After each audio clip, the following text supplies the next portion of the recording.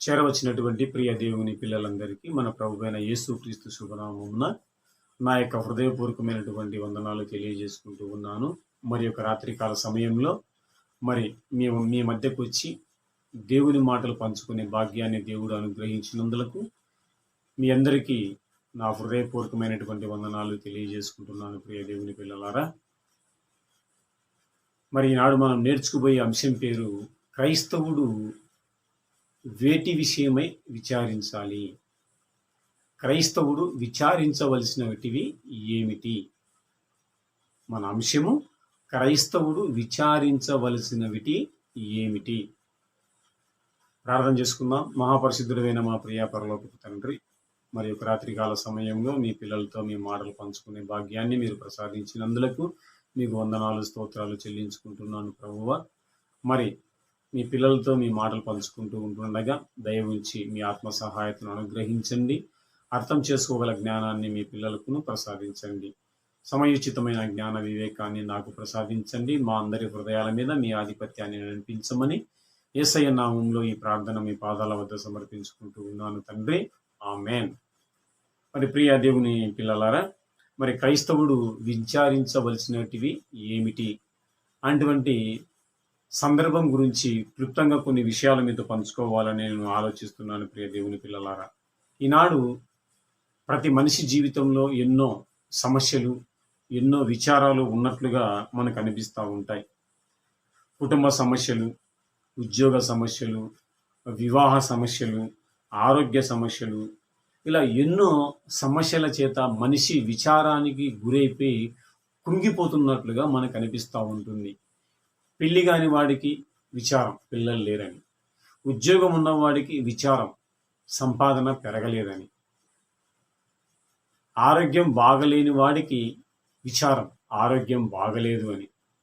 అన్నీ ఉన్నవాడికి విచారం, ఇంకా ఎక్కువగా సంపాదించుకోవాలని. ఏమీ లేని వాడికి విచారం, నాకు ఏమీ లేదని. ఇలా ప్రతి మనిషి జీవితంలో ఎన్నో విచారాలు ఉన్నట్లుగా మనకు కనిపిస్తూ ఉంటుంది ప్రియ దేవుని పిల్లలారా. ఎందుకు ఈ విచారాలన్నీ మనిషి జీవితానికి వచ్చాయి అని మనం ఆలోచన చేస్తే, యేసుక్రీస్తు వారు ఒక సందర్భాన్ని చెప్పడం జరిగింది. మొదటి పేతురు రాసినటువంటి పత్రిక 5వ అధ్యాయం 7వ వచనాన్ని మనం గమనిస్తే, ఆయన మిమ్మల్ని గురించి చింతించుచున్నాడు అని మనకు వాక్యం కనిపిస్తుంది. అంటే దేవుడు మన కోసం చింతిస్తూ ఉంటే మనము దేని విషయమే చింతిస్తున్నాము? ఆరోగ్య విషయమే చింతిస్తున్నాము, ఆర్థిక విషయంలో చింతిస్తున్నాము, సమస్యల కోసం చింతిస్తున్నాము, ఉద్యోగాల కోసం చింతిస్తున్నాము, మనం అనుకున్నటువంటి కోరికలు నెరవేర్చకపోతే చింతిస్తున్నాము. కానీ దేవుడేమో ప్రయాసపడి భారం మోసుకుంటున్న సమస్త జనులారా నా యుద్ధకు రండి, నేను మీకు విశ్రాంతిని కలగజేస్తాను అని మత్తయి సువార్త 11వ అధ్యాయం 28వ వచనంలో, మొదటి పేతురు పత్రిక 5వ అధ్యాయము 7వ వచనంలో ఆయన మిమ్మల్ని గురించి చింతించుచున్నాడు అనేటువంటి విషయాలు దేవుడు స్పష్టంగా మనకు చెప్పినా కూడా మనిషి ఈనాడు చింతిస్తున్నాడంటే దేవుని అవమానపరిచినట్లుగానే, దేవుడు అసమర్థునిగా భావించినట్టుగానే ప్రియ దేవుని పిల్లలారా. ఎందుకంటే ఆయన నమ్మినవాడు, ఆయన విశ్వసించినవాడు, ఆయన నమ్మకస్తుడు, నమ్మకమైన దేవుడు, మాట తప్పని దేవుడు. ఆయన హస్తము కురచగా లేదు, రక్షింప నేరకుండానట్లు యెహోవా హస్తము కురచగా లేదని వాక్యం సెలవిస్తూ ఉంది. మరి ఇన్ని వచనాలను మనకు అనిపిస్తూ ఉంటే, ఇజ్రాయేల్ ప్రజలను 40 సంవత్సరాలు వాళ్ళకు ఏ లోటు లేకుండా తీర్చినటువంటి దేవుడు రుజువులతో నిరూపిస్తే ఈనాడు ప్రతి చిన్న విషయానికి మనం విచారపడుతున్నామంటే దేవుని అవమానపరిచినట్టే కదా ప్రియ దేవుని పిల్లలారా. ఒక్కసారి మనసు పెట్టి ఆలోచించండి. అందుకే యేసుక్రీస్తు వారు ఇది గమనించి మత్తయి సువార్త 6వ అధ్యాయం 25వ వచనంలో, ఏమి తిందుము ఏమి త్రాగుదుము అని మీరు చింతించకుడి. ఏమి తినాలి, ఏమి తాగాలి, ఏమి ధరించాలి, ఏమి చేయాలని మీరు విచారించకుడి. మీరు ఎందుకు విచారించకూడదు అని ఆలోచన చేస్తే, అదే మత్తయి సువార్త 6వ అధ్యాయం 31వ వచనాన్ని కూడా గమనిస్తే, అన్యజనులు వీటి విషయమే చింతిస్తారు. అన్యజనులు చింతించినట్లుగా నన్ను నమ్ముకున్న నీవు కూడా చింతిస్తే నీవు నన్ను అవమానపరిచినట్లే, నీవు నా మీద నమ్మకం లేనట్లే, నువ్వు అల్ప విశ్వాసివే అని దాని యొక్క భావం ప్రియ దేవుని పిల్లలారా. మరి ఇజ్రాయెల్ ప్రజలు నడిపించినటువంటి దేవుడు మనల్ని కాపాడ్డా. ఆనాడు అగ్నిగుండంలో వేసినటువంటి షడ్రకు, మేషకు, అబేద్నెగోలను రక్షించినటువంటి దేవుడు మనల్ని రక్షించడా? సింహాండ బోన్లో వేసినటువంటి దానియేలు గారిని రక్షించినటువంటి దేవుడు మనల్ని రక్షించడా? మరి ఇన్ని రుజువులు చూపించినటువంటి దేవాది దేవుని మీద ఆనుకొని బ్రతుకుతున్నటువంటి మనము కుటుంబ విషయానికి, ఉద్యోగ విషయానికి, పిల్లల విషయానికి, ఆరోగ్య విషయానికి, ఆర్థిక విషయానికి చింతిస్తున్నామంటే దానికి కారణం దేవుని అవమానపరిచినట్లే. కనుక ప్రియ దేవుని పిల్లలారా, మరి ఏటి విషయమే మనం చింతించాలి? ఏమి తిందుమో, ఏమి తాగుదుమో అని విచారించకూడదని దేవుడు సెలవిచ్చాడు. వీటి విషయమే అన్యజనులై చింతిస్తారని చెప్పాడు. మీ చింత యావత్తు నా మీద వేయుడని చెప్పాడు. ప్రయాసపడి భారం మోసుకొనుచున్న సమస్త జనులారా, మీరు నా యుద్ధకు రండి, నేను మీకు విశ్రాంతిని కలగజేస్తానని దేవుడు సెలవిచ్చాడు. మరి ఇన్ని సెలవిచ్చినటువంటి దేవాది దేవుడు మరి క్రైస్తవుడు విచారించవలసినవి ఏంటి అని మనం పెట్టిన అంశానికి ఆయన చెప్పినటువంటి మాటలకి ఏమైనా లింక్ ఉందా అని మనం ఆలోచన చేస్తే దేవుని పిల్లలారా, క్రైస్తవుడు కూడా విచారించాలి. మరి ఏటి విషయమై విచారించాలి అని మనం ఆలోచన చేస్తే ప్రియ దేవుని పిల్లలారా, మనకు పరిశుద్ధ గ్రంథ బైబిల్లో ఒక విషయం మనకు అనిపిస్తుంది. కీర్తన గ్రంథం 38వ అధ్యాయం 18వ వచనాన్ని గమనిస్తే దావీదు గారు ఒక మాట చెప్తా ఉంటాడు. నా పాపముల చేత నేను విచారపడుచున్నాను. కీర్తన గ్రంథం 6వ అధ్యాయం 6 నుంచి 7 వచనాలను గమనిస్తే నేను విచారం చేత అలసి ఉన్నాను, విచారం వల్ల నా కనులు క్షీణించుచున్నవి అని 37వ అధ్యాయం 9వ వచనంలో చెప్పడం కూడా జరిగింది. అంటే ఒక క్రైస్తవుడిగా, ఒక దేవుడిని నమ్ముకున్నటువంటి భక్తుడిగా ఆయన దేని విషయమే విచారిస్తున్నాడో మనం ఆలోచన చేస్తే ఆయన చేసినటువంటి పాపాల కోసము, పాపాల నిమిత్తము ఆయన విచారపడినట్లుగా మనకు అనిపిస్తూ ఉంటుంది ప్రియ దేవుని పిల్లలారా. ఆ విచారం చేత నా కనులు క్షీణించుచున్నవి అంటున్నాడు. అంటే ఒక భక్తుడు దేని విషయమే విచారిస్తున్నాడంటే తను చేసినటువంటి పాపాలు కోసము విచారించినట్లుగా మనకు పరిశుద్ధ గ్రంథ బైబిల్లో కనిపిస్తూ ఉంటుంది. మరి ఈనాడు తెలుసు తెలియకో తెలిసి కూడా పాపాలు చేసేవాళ్ళు మనకు అనిపిస్తూ ఉంటారు. యాదృచ్ఛికంగా పాపాలు చేసేవాళ్ళు మనకు అనిపిస్తూ ఉంటారు. ఏది ఏమైనప్పటికీ ఏమైనా కానీ అని పాపాలు చేసేవాళ్ళు మనకు అనిపిస్తూ ఉంటారు. వీరందరూ కూడా ఒక దావీదు ఏ విధంగా అయితే తన పాపాల విషయమే విచారపడ్డాడో, మరి క్రీస్తు నమ్మినటువంటి మనం కూడా ఎక్కడైనా తప్పిపోతున్నామేమో గమనించుకొని వాటి విషయమై మనం విచారపడాలి. అదే విషయాన్ని ప్రస్తావిస్తూ కీర్తన గ్రంథం 32వ అధ్యాయం 1వ వచనం నుంచి 5 వచనాలను మనం గమనిస్తే తన అతిక్రమములకు ప్రాయచిత్తం నొందినవాడు ధన్యుడు. నీ ఎదుట నా పాపములు ఒప్పుకుంటేని గనుక నీవు నా పాప దోషమును పరిహరించితివి అని చెప్పడం జరిగింది. అంటే ఎప్పుడైతే మన పాపాల విషయమే మనం విచారపడతామో, ఎప్పుడైతే మన పాపాలను మనం ఒప్పుకుంటామో, ఎప్పుడైతే మన అతిక్రమములను ఒప్పుకొని ప్రాయచిత్తము నొందుతామో అప్పుడు దేవుడు మన పాప దోషమును పరిహరిస్తాడు. అంటే క్రైస్తవుడు వీటి విషయమై విచారపడాలి ప్రియ దేవుని పిల్లలారా. మరొక సందర్భాన్ని కూడా మనం గమనిస్తే ఒక ఆశ్చర్యమైనటువంటి సందర్భం మనకు పరిశుద్ధ గ్రంథ బైబిల్లో కనిపిస్తూ ఉంటుంది. నెహెమ్యా గ్రంథము 2వ అధ్యాయం మొదటి నుంచి మనం గమనిస్తే కొన్ని సందర్భాలను నేను చదువుతాను. దయతో మీరు గమనించాలని ప్రేమపూర్వకంగా కోరుకుంటున్నాను. అక్కడ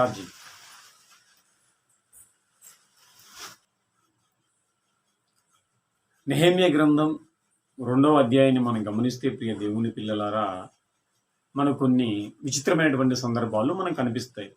అది తరువాత అర్ధహశస్త రాజు ఏలుబడి కాలమున 20వ సంవత్సరములో వీసోను మాసమందు రాజు ద్రాక్షారసము తాగవలనని చూచుచుండగా నేను అనగా నెహెమ్యా ద్రాక్షారసము తీసుకుని రాజునకు అందించెను. అంతకు పూర్వము నేను ఎన్నడూ అతని ఎదుట విచారముగా ఉండలేదు. కాగా రాజు, నీకు వ్యాధి లేదు కదా, నీ ముఖం విచారంగా ఉన్నదేమి, నీ హృదయ దుఃఖము చేత అది కలిగినదా అని నాతో చెప్పుమనగా, నేను మిగుల భయపడి, రాజా చిరంజీవి అగునుగాక, నా పితరుల సమాధులుండు పట్టణము పాడైపోయి దాని గుమ్మములు అగ్నిచేత కాల్చబడి ఉండగా నాకు దుఃఖముఖము లేకపోవునా అని రాజుతో అంటిని. అప్పుడు రాజు, ఏమి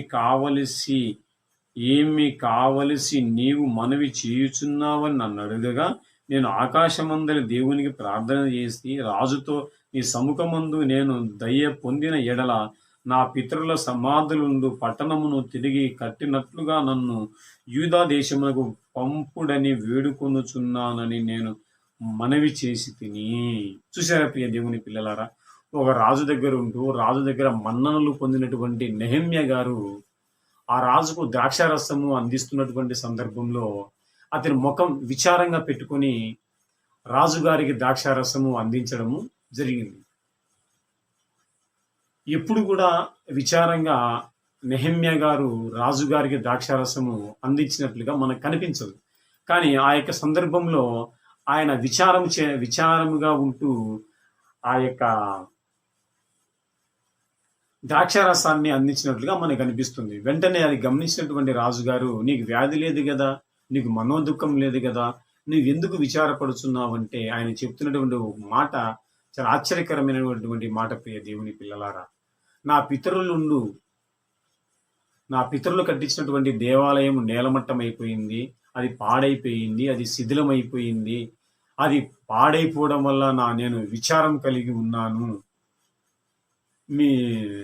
మీరు దయ ఉంచి నా ఎడల మీరు కనికరించి కృప చూపితే వెళ్ళి నా పితరులు కట్టించినటువంటి దేవాలయాన్ని నేను తిరిగి నిర్మించుకుంటాను అని చెప్పడం జరిగింది. అంటే యెరూషలేము దేవాలయము పాడైపోయినందుకు నెహెమ్యా గారు ఇక్కడ చింతిస్తున్నట్లుగా మనకు అనిపిస్తూ ఉంది. అంటే మనుషులు కట్టినటువంటి ఒక దేవాలయము కూలిపోతే, పాడైపోతే, ఓ భక్తుడిగా నెహెమ్యా గారు ఈ మీద విచారపడుతున్నాడంటే, ఈనాడు మనమందరము దేవుని ఆలయాలని దేవుని వాక్యం సెలవిస్తోంది. కొరింథీయులకు రాసినటువంటి పత్రిక 3వ అధ్యాయం 16వ వచనంలో మనం గమనిస్తే, మీరు దేవుని ఆలయమై మీరు ఉన్నారని మీరు ఎరుగరా అని చెప్పడం కూడా జరిగింది. అంటే మనమందరం కూడా దేవుని ఆలయాలము. మరి ఈనాడు ఎన్నో దేవుడు కట్టినటువంటి ఆలయాలు ఎన్నో పాడైపోతున్నాయి, ఎన్నో కూలిపోతున్నాయి. ప్రియ దేవుని పిల్లలారా, మరి మనము విచారించవద్దంటారా? ఆ విషయంలో మనం విచారించకూడదంటారా? మనుషులు కట్టినటువంటి ఒక దేవాలయము, ఒక రాతి కట్టడమే పాడైపోయింటే, దాని శిథిలాలు కూలిపోయింటేనే నెహెమ్యా గారు విచారపడి దుఃఖముఖాన్ని పెట్టుకుంటున్నాడంటే, ఈనాడు మన సహోదరులు, మన బంధువులు, మన స్నేహితులు, మన విశ్వాసులు, ఎంతో మంది అన్యజనులు కూడా దేవుడు కట్టినటువంటి దేవాలయాన్ని పాడు చేసుకుంటూ నాశనమైపోతుంటే, వారిని చూసి మనకు విచారము కలగాలో లేదో ఒక్కసారి మనసు పెట్టి మీరు ఆలోచన చేయండి ప్రియ దేవుని పిల్లలారా. వెంటనే నెహెమ్యా గారు వెళ్ళి ఆ దేవాలయాన్ని తిరిగి కట్టడము జరిగింది. ప్రియ దేవుని పిల్లలారా, మనము కూడా, క్రీస్తు నమ్మినటువంటి మనము కూడా క్రీస్తు లాంటి మనసును కలిగి నశించిపోతున్నటువంటి కొద్ది మందినైనా రక్షించి కాపాడి పాడైపోయినటువంటి దేవుని ఆలయాలను మరలా తిరిగి కట్టి సజీవ యాగంగా దేవునికి ఆ ఆలయాలను సమర్పించాలన్నది దేవుని యొక్క ఉద్దేశం. ప్రియ దేవుని పిల్లలారా, అందుకోసమే దేవుడు మనలను ఏర్పాటు చేసుకున్నట్లుగా పరిశుద్ధ గ్రంథ బైబిల్లో మనకు కనిపిస్తూ ఉంటుంది. అందుకే యేసుక్రీస్తు వారు కూడా ఈ లోకానికి ఎందుకు వచ్చాడని మనం ఆలోచన చేస్తే, నశించిన దాన్ని వెదికి రక్షించుటకు ఆయన ఈ లోకమునకు వచ్చానని సెలవిచ్చాను. అంటే నశించిపోయింది ఏంటంటే, దేవుడు కట్టినటువంటి ఆలయము నశించిపోయింది. ఆ ఆలయాన్ని తన రక్తం చేత తిరిగి కట్టడం కూడా జరిగింది. ప్రియ దేవుని పిల్లలారా, యేసుక్రీస్తు వారు ఏ విధంగా అయితే ఈ ప్రపంచం అనే బలిపీఠం మీద బలి యాగమైపోయి దేవుని ఆలయాలను తిరిగి నిర్మించాడో, మనము కూడా ప్రతి ఆదివారము బలలో చేయి వేస్తూ ఆయన శరీరాన్ని, ఆయన రక్తాన్ని త్రాగుతున్నటువంటి మనము కూడా ఒక బాధ్యత కలిగి ఈ ప్రపంచం అనే బలిపీఠంలో మనము కూడా బలైపోతూ నశించిపోతున్నటువంటి పాడైపోయినటువంటి మానవ దేవాలయాలను తిరిగి కట్టి సజీవ యాగముగా వాటన్నిటిని దేవునికి సమర్పించాలి. అంటే ప్రియ దేవుని పిల్లలారా, ఇక్కడ క్రైస్తవుడు కూడా విచారించవలసినటువంటి విషయాలు 2 సందర్భాలు మనం చూశాం. ఒకటి, దావీదు గారు తను చేసినటువంటి పాపముల విషయమై విచారపడ్డాడు, చింతపడ్డాడు, వాటి విషయమై ప్రాయశ్చిత్తం పొంది ధన్యుడిగా పొందాడు. మనం కూడా మన పాప విషయంలో విచారపడి మనం ఎక్కడ తప్పుపోతున్నామేమో అని మనల్ని పరీక్ష చేసుకుంటూ, ఒకవేళ అటువంటి దుర్భరమైనటువంటి పరిస్థితులు మన జీవితంలోకి వస్తే గనక మనం కూడా విచారము పొంది ఆయన సన్నిధానంలో వేడుకొంటి మన అతిక్రమమును విడిచిపెడితే మనల్ని కూడా ఆయన క్షమించి విడిచిపెడతాడు. కనుక మనము మన పాపముల విషయమై విచారపడాలి. రెండవదిగా, నెహెమ్యా గారు పితరులు కట్టినటువంటి దేవాలయము రాతి కట్టడము పడిపోతేనే అంత విచారపడిపోతే, ఈనాడు యేసుక్రీస్తు రక్తం ద్వారా కడగబడి పరిశుద్ధులుగా తీర్చబడినటువంటి ఎన్నో దేవాలయాలు కూలిపోతుండగా, శిథిలమైపోతుండగా వాటిని తిరిగి నిర్మించే బాధ్యతను యేసుక్రీస్తు వారు మనకు అప్పచెప్పినట్లుగా మనకు పరిశుద్ధ గ్రంథ బైబిల్లో కనిపిస్తుంది. మార్కు సువార్త 16వ అధ్యాయం 15వ వచనంలో, మీరు సర్వసృష్టికి సువార్తను ప్రకటించండి, నమ్మినవాడు రక్షించబడును, నమ్మిన వానికి శిక్ష విధించబడునని మనకు చెప్పడం జరిగింది. ప్రియ దేవుని పిల్లలారా, నశించిపోతున్న వారిని రక్షించమని ఆ బాధ్యతను దేవుడు మన మీద పెట్టాడు గనక, మరి నశించిపోతున్నటువంటి దేవాలయాలను తిరిగి కట్టడానికి మనము విచారమైనటువంటి మనసు కలిగి జీవించాలన్నది దేవుని యొక్క ఉద్దేశము. మరి పతనమైపోతున్నటువంటి దేవాలయాలను తిరిగి కట్టలేకపోతే మనం విచారపడాలి. ఆ విచారాన్ని దైవ సన్నిధిలో మనము వేడుకుంటే దేవుడు తప్పక సహాయం చేస్తాడు. నెహెమ్యా గారు ఏ విధంగా అయితే ఆ కట్టడాన్ని నిర్మించాడో, మనము కూడా నాశనమైపోతున్నటువంటి మానవ దేహాలను దేవాలయాలుగా మలచడానికి దేవుడు మనకు కూడా సహాయాన్ని అందించాలని ప్రేమపూర్వకంగా కోరుకుంటూ ఉన్నాను. ఇంకా ఏ విషయాల్లో క్రైస్తవుడు విచారపడాలో వచ్చే ఎపిసోడ్లో మీతో పంచుకోవాలని ఆశపడుతున్నాను. కనుక మీరందరూ కూడా ఈ విషయాలు శ్రద్ధగా దయతో మీరు వింటారని ఆశపడుతున్నాను. ఏమైనా సందేహాలు ఉంటే కనుక కామెంట్ బాక్స్లో మీరు కామెంట్ చేస్తే అవన్నీ నేను చదివి దానికి మీకు రిప్లై ఇవ్వడానికి కూడా నేను సిద్ధంగా ఉన్నాను. మీరు అనేకులకు షేర్ చేయండి. అనేకులు కూడా భారాన్ని కలిగి, ఆత్మల భారాన్ని కలిగి, పాపం విషయంలో విచారపడే పిల్లలుగా ఉండులాగున మీరు విన్నటువంటి మాటలను అనేకులకు షేర్ చేస్తారని ఆశపడుతూ ఈ యొక్క కార్యక్రమాన్ని ముగిస్తున్నాను.